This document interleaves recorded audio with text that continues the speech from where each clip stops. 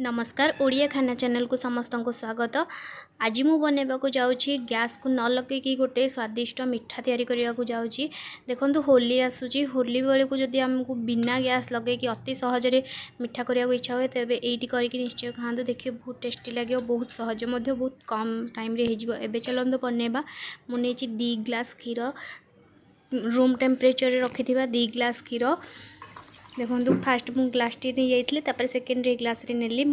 Measuring cup use करूनी glass रे घरे आमर जहाँ अच्छी उपकरण सेटा ही यूज करें। मोर घरे जो चामच से चामच गुंड कर रखी चीनी 3 चामच नहीं गली मिठा आपण को अनुसार नहीं पारे 3 चामच चीनी नेली। तापर मु अमूल नेली अमूल 3 चामच अमूल नेली एभली भाव में अमूल को लेकिरी तापर मुझे भल कि अमूल चीनी क्षीर गोले नेली गोटा चीनी नहीं पारे कि टे भिजवा लगी टाइम लगे गोलैया को पड़ो ये व्हिस्कर आप गोले पारे। मुझे टंकी भल कर गोले नहीं जाइली तेणु व्हिस्कर मुझे यूज करनी आपड़ कौ भी ब्रांड्र मिल्क पाउडर नहीं पारे कि गोले ने तापर मु काजू आउ आलमंड गुंड नहीं जाइए काटियार थिला कि न काटिकी जल्दी करी बोली गुंड कर देली गुंड करके मिसेदेली आ कि गुजराती पाउडर मिसेदेली।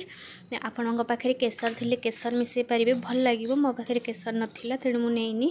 देखो ये भाव में गोले नेली तापर साइड कर दूची। तापर आम बनवा गोटे क्रीम से क्षीर सर नहीं गोटे चामच से चामच रे तापर गोटे चामच अमूल नहीं आ गोटे चामच चीनी नहीं अधा अधा करके 2 थर नहीं तेणु यह गोटे किंतु गोटे चामच चीनी गुंड ताकू भल भाव में गोले की गोटे पेस्ट क्रीम टाइप करदेली आप फ्रेश क्रीम रे मो पाखे नाला तेणु यही सर नहीं घरे थी उपकरण सब मुझे तैयारी कर मुझे ब्रेड ब्रेड रही जो ब्लैक ब्लैक साइड सबू ताकू काटी नेबे देखो ये भाव में मुझे फास्ट रू काटी नहीं कि से सब मुझे देखी ये काटिकी साइड करदे आम ब्रेड क्रम कर आम गोटे प्लेट नबा प्लेट रे आमे से कटा जाइथिबा ब्रेड गोटे पीस रखा से करथिबा क्रीम को स्प्रेड करदबा भल भाव में गोटे चमच नहीं करेंगे भल लगे टेस्टी लगे तापर से ऊपर आउ गोटे ब्रेड को रखिकी के प्रेस करदे जहाँफल लगे 2टी ब्रेड आराम से भल कि मिसीज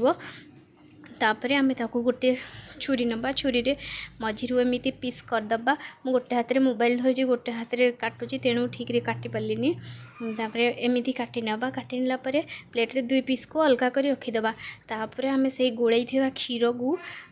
दबा भल भाव में चारिपटे ब्रेड टी पूरा जमी भिजिज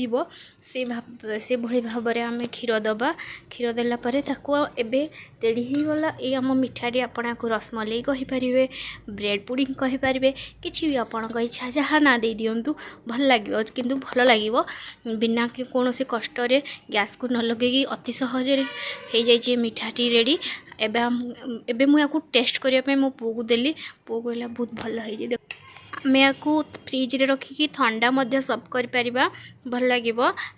जदि मो वीडियो भल लगे please like subscribe comment and share करने भूलें। धन्यवाद। जय जगन्नाथ।